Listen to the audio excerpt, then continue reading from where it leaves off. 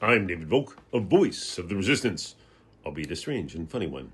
Today's post, this isn't exactly hell, it just feels that way. Top reasons I'm avoiding Florida.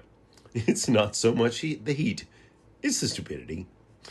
I never will go to Singapore, the people there will cut your hair down in Singapore. Down on the Border by Little River Band. I've said it before, I'll say it again. One of the happiest days in my life was the day I saw not only Fort Myers, but the entire state of Florida in my car's rearview mirror. To paraphrase comedian Jake Johansson, I left Florida when I was 19 because it took me that long to realize you're free to go. And now that I've been gone for about 4 decades, I find more reason than ever to say far away, far away. Oh, sure. You can point to key lime pie and the best cafe con leches north of Havana as a good reason to go back to that enema-shaped state at the bottom of the country. But you know what? I can make my own damn key lime pie, and there's a perfectly serviceable restaurant in Seattle that makes the Cuban coffee drink that tastes just as good as the ones you can get in Miami. Thank you very much. Other than that, though, there are far more reasons to stay away than there are reasons to return, including 1. This is the place that gave us Florida Man in the first place. People eating friends' faces off, baby alligators thrown through fast food drive-through windows, and frozen lizards falling from trees. Anytime you hear of somebody going above and beyond in the service of stupid, you can pretty well be assured the news story about the incident will start with the phrase, Florida Man. Number 2, willful ignorance. When I was growing up in the state, it ranked somewhere near the bottom in state spending for public schools, but it at least tried to educate its kids. Now, it's actively making them dumber by teaching that slavery and other historic abominations had their benefits. Number 3, its new nickname. In much the same way that Arizona changed its state slogan from God and Riches to Yes, but it's a dry heat, Florida has changed its nickname from the Sunshine State to God's Waiting Room. And for good reason. It's home to some of the country's worst doctors.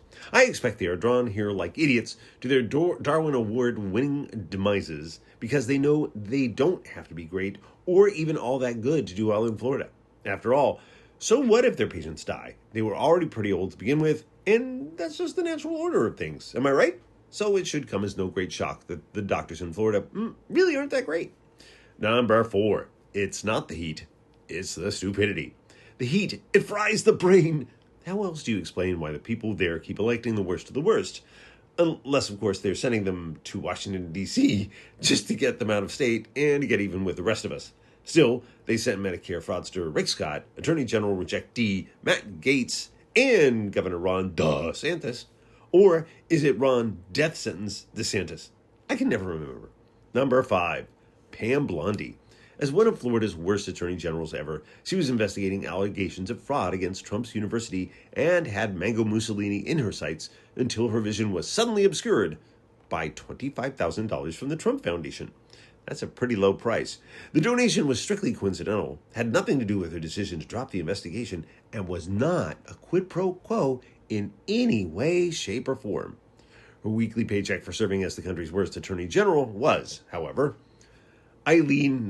Number 6, Eileen Judge Not Lest Ye Be...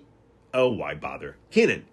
Speaking of the worst things ever, how about the country's worst judge ever? She too could have ended Trump's criminal career as well. Unfortunately, when you're a former so-called journalist who's been living lean for a long time, it's hard to give up a good, steady paycheck, especially a really, really good, steady paycheck from Don Corleone. Don't worry, though. She can't be bought. But she can be released. She can be leased for a really, really long time. And that's something real estate experts like Don Corleone know all about. Number 7, gravity. Florida is like a cup of coffee or tea in that the dregs always drift down toward the bottom. As the state of last chance for so many people at the bottom of the country, it tends to attract some of society's worst elements, including shysters, quacks, and grifters. I mean, Trump moved there, didn't he? Number 8. It wants to kill its children. And us.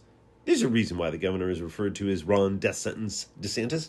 The state was not only instrumental in resistance to pandemic closures that protected the country, it also just went a step further recently when it announced that it will stop requiring its kids to have any vaccinations. That's any vaccinations before entering school. If you thought the measles outbreak was bad, just wait. Hello, polio, my old friend. You've come to visit us again. This wouldn't be so bad if we could restrict Floridians' ability to leave the state and move about the country, but unfortunately, they are free to move about the country and infect the rest of us. And number 8, Alligator Alcatraz. Being proud of building and hosting such a barbaric holding facility for illegal immigrants, for anyone really, is bad enough. Encouraging people to come out and take pictures in front of the sign like it was a selfie at Disney World is even worse. Hell, why not reconstruct a model of the entrance to Auschwitz and have them stand in front of the motto, Arbeit macht frei, work sets you free, while smiling and giving the thumbs up sign. That's it. Show's over. Nothing to see here. Everybody go on home, as long as you don't live in Florida. If you do, may the Lord have mercy upon your soul. I've been David Volk, a voice of the resistance, albeit a strange and northwestern one.